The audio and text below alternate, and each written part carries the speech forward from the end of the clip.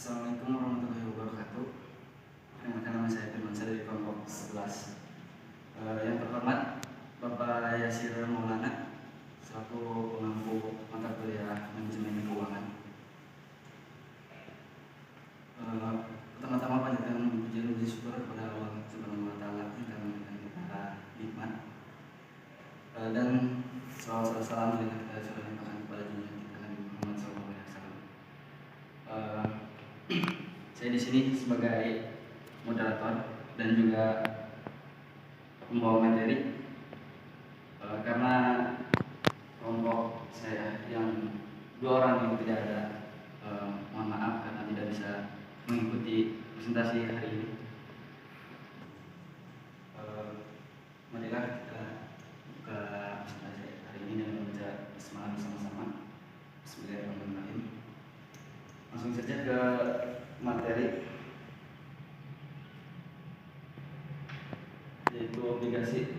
Di sini ada pengertian obligasi, yaitu obligasi merupakan surat pengakuan hutang yang dikeluarkan oleh pemerintah atau perusahaan atau lembaga lain sebagai pihak yang berhutang, mempunyai nilai nominal tertentu dan sanggupan untuk membayar bunga secara periodik atau berdasar persentase tertentu yang tepat. Tujuan dari obligasi yaitu penjualan obligasi kepada investor, salah satunya agar pemerintah dan perseroan memperoleh pinjaman uang yang akan mereka dapatkan ketika menerbitkan obligasi atau dijual kepada publik merupakan jumlah dari uang yang dipinjam. Imbalan yang akan didapat oleh pemerintah atau perseroan berupa persetujuan untuk memberikan bayaran dengan jumlah tertentu kepada pemegang obligasi atau pemberi pinjaman atau kreditur.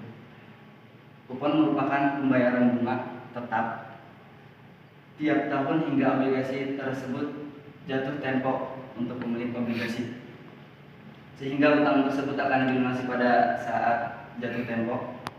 Pemegang obligasi akan memperoleh bayaran dari pinjaman berupa nilai nominal atau nilai muka obligasi.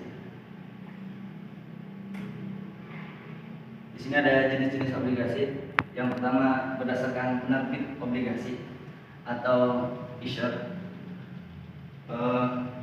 Dan poinnya, yang pertama obligasi pemerintah, yang kedua obligasi perusahaan milik negara, yang ketiga obligasi perusahaan milik swasta.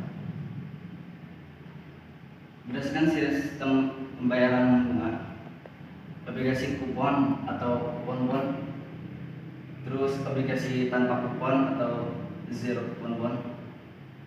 Juga ada jenis berdasarkan tingkat bunganya, yaitu obligasi dengan bunga tetap atau fixed rate bond.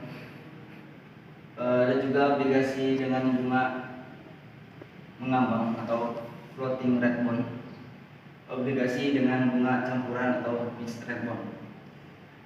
Jenis yang terakhir yaitu berdasarkan jaminannya. Yang pertama collateral, kedua debentur, ketiga subordinating debentur, yang keempat obligasi pendapatan atau income bond. Yang terakhir adalah obligasi hipotek atau mortgage.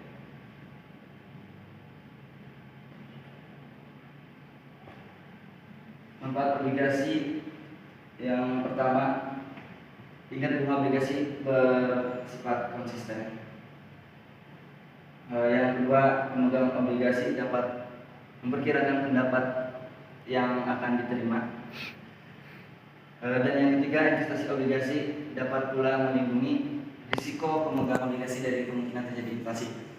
Yang keempat, obligasi dapat digunakan sebagai agunan kredit bank dan untuk membeli instrumen aktif lain. Kelebihan dan kekurangan obligasi yaitu kelebihannya mendapat bunga secara berkala, terus mendapat capital gain,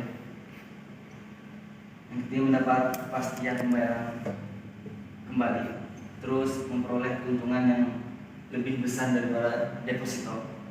lalu ada bisa dijadikan adunan. Sedangkan kekurangannya itu tingkat bunga yang rendah, tingkat likuidasi obligasi rendah, risiko penarikan, dan juga risiko kecurangan. Oke, baik. Selanjutnya itu kesimpulan. Jadi obligasi merupakan surat pengakuan hutang yang dikeluarkan oleh pemerintah atau perusahaan atau lembaga lain sebagai pihak yang berhutang yang mempunyai nilai nominal tertentu atau kesanggupan untuk membayar bunga secara periodik atas dasar persentase tertentu yang tetap. Tujuannya dari penjualan obligasi kepada investor adalah satu-satunya agar pemerintah dan perseroan memperoleh pinjaman yang umumnya jika satu obligasi tidak dibayar, Dewan Obligasi dapat menyatakan bahwa perusahaan menerbitkan bangkrut. Mungkin itu saja dari presentasi kali ini.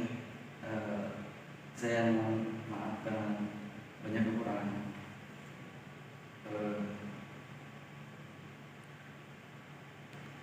Cukup itu saja.